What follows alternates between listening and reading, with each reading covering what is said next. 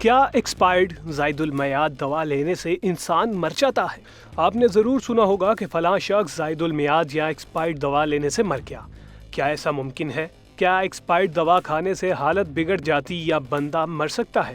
یہ ہے ہماری اس ویڈیو کا ٹاپک۔ مگر سوال تو یہ بھی ہے نا کہ آخر میڈیسن کی ایکسپائری ہے کس چڑیا کا نام؟ ایکسپائر ہونے پر دوا کے ساتھ ہوتا کیا ہے؟ کیا دوا ایکسپائر ہونے پر نقصان دہ ہو جاتی ہے، زہر بن جاتی ہے؟ کیا دوائیں ایکسپائری ڈیٹ نہ گزرنے کے باوجود بھی ایکسپائر ہو سکتی ہیں؟ اگر ہاں تو کیسے؟ اگر ایکسپائرڈ میڈیسن لے لیں تو کیا کیا جائے؟ نسخے اور دوا پر لکھے RX کا کیا مطلب ہے؟ دوا کے سالٹ یعنی جنیرک نیم اور برانڈ نیم میں کیا فرق ہوتا ہے؟ دوائی کے جنیرک نیم کے ساتھ لکھے USP اور PB سے کیا مراد ہے؟ تو ہو جائیے تیار ان تمام اہم ترین سوالوں کے جواب جاننے کے لیے۔ یہ سب سے پہلے تو جان لیں کہ کسی بھی دوا کی ایکسپائری ڈیٹ یا زائد المیعاد ہونے کی تاریخ سے کیا مراد ہے۔ اگر کسی دوا پر اس کی ایکسپائری ڈیٹ دسمبر 2022 لکھی ہے تو اس کا مطلب یہ ہوا کہ فیکٹری 31 دسمبر 2022 تک اس دوا کے مکمل محفوظ ہونے اور لیبل پر لکھی اس کی پوٹینسی یعنی طاقت برقرار رہنے کی گارنٹی دیتی ہے۔ یہ ڈیٹ گزر جانے کے بعد اس دوا کے ساتھ کیا ہوتا ہے؟ کمپنی کی بلا سے انہیں اس سے ہرگز کوئی مطلب نہیں۔ اصل میں ہوتا یہ ہے کہ دوا بنتے ہی دھیرے دھیرے اس کی پوٹینسی کم ہونے لگتی ہے۔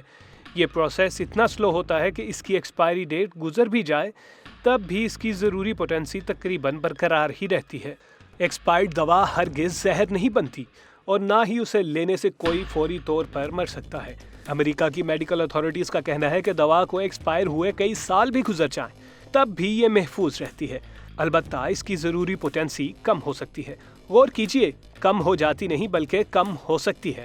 لیکن ان دواؤں میں نائٹروگلیسرین، انسولین، مائع یا لیکوڈ، اینٹی بایوٹک سسپینشنز، محلول اور وہ ادویات جنہیں فریج میں رکھنا ضروری ہے شامل نہیں۔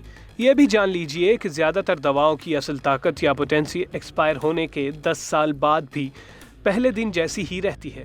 ویسے میعاد گزر جانے کے بعد بھی سب سے زیادہ مؤثر اور محفوظ وہ دوائیں ہوتی ہیں جو ٹھوس ہوں، جیسے گولیاں اور کیپسول۔ رہی بات انجیکشنز کی تو ان میں موجود دوا اگر پتلی یا گاڑھی ہو جائے، اس کا رنگ بدل جائے، گدلا ہو جائے یا کوئی اور تبدیلی ہو جائے تو ایسا انجیکشن نہیں لگوانا چاہیے۔ تو کیا دوا کی پوٹینسی کا کم ہو جانا خطرناک یا نقصان دہ ہو سکتا ہے؟ اس کا جواب ہے ہاں۔ آئیں مثال سے سمجھتے ہیں۔ اگر ڈاکٹر نے انفیکشن ختم کرنے کے لیے 500 mg اینٹی بایوٹک صبح شام لکھی اور ایکسپائر ہونے سے اس کی پوٹینسی یا طاقت کم ہو کر 400 mg رہ گئی تو انفیکشن ٹھیک ہونے کی بجائے بڑھ سکتی ہے، اور اگر اس پر دھیان نہ دیا جائے تو یہ نہایت خطرناک بھی ثابت ہو سکتی ہے۔ ایک ریسرچ سے پتہ چلا ہے کہ 89.39% لوگوں کو علم ہی نہیں ہوتا کہ دوا زائد المیعاد ہونے کا انحصار اس کی ایکسپائری ڈیٹ کے ساتھ ساتھ اس کو درست طور پر محفوظ کیے جانے پر بھی ہوتا ہے۔ یعنی اگر دوا کو صحیح ٹیمپریچر پر اسٹور نہیں کیا گیا یا اسے محفوظ رکھنے کی دوسری ہدایت کا دھیان نہیں رکھا تو بھلے اس کی ایکسپائری ڈیٹ دور ہو، وہ ایکسپائر ہو سکتی ہے۔ اور اگر ایکسپائرڈ میڈیسن لے لی جائے تو پریشانی کی کوئی بات نہیں، زیادہ تر کیسز میں اس سے کچھ نہیں ہوگا، بلکہ یہ نان ایکسپائرڈ دوا کی طرح ہی کام کرے گی۔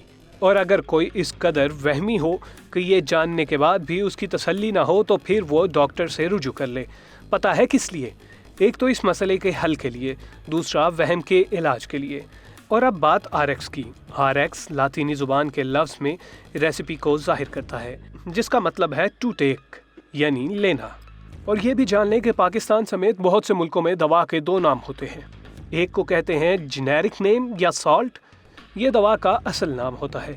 دوسرے کو کہتے ہیں برانڈ نیم، یہ نام اس دوا کو کمپنی دیتی ہے۔ آئے مثال سے سمجھتے ہیں کہ ایک نہایت مشہور دوا ہے پیراسیٹامول۔ پیراسیٹامول دوا کا اصل نام ہے۔ بہت سی کمپنیز اسے مختلف ناموں سے بناتی ہیں، جیسے پیناڈول، کیلپول، ڈسپرول وغیرہ۔ یہ تینوں برانڈ نیمز ہیں۔ دوا کا اصل نام جاننے کا فائدہ یہ ہوتا ہے کہ اگر آپ کو ایک برانڈ کی دوا مہنگی مل رہی ہے یا مل ہی نہیں رہی تو آپ کسی اور مستند یعنی قابل بھروسہ کمپنی کی یہی دوا لے سکتے ہیں۔ اور آخر میں ذکر USP اور BP کا۔ پہلا ہے یونائٹڈ اسٹیٹس فارماکوپیا اور دوسرا برٹش فارماکوپیا، یعنی دوا تو پیراسیٹامول ہی ہے مگر اسے امریکی طریقے سے بنایا گیا ہے یا برطانیہ کے طریقے سے۔ ویسے دوا کو قابل استعمال بنانے کا ہر کمپنی کا الگ الگ طریقہ بھی ہو سکتا ہے. اسے کہتے ہیں کمپنی اسپیسیفیکیشن یا مینوفیکچررز اسپیسیفیکیشن. امید ہے اس ویڈیو سے آپ کو دواؤں کے متعلق کچھ ضروری باتوں کا علم ہو گیا ہوگا. اگر آپ کو یہ ویڈیو پسند ہو تو اسے لائک اور شیئر ضرور کیجیے تاکہ دوسروں کا بھی بھلا ہو سکے.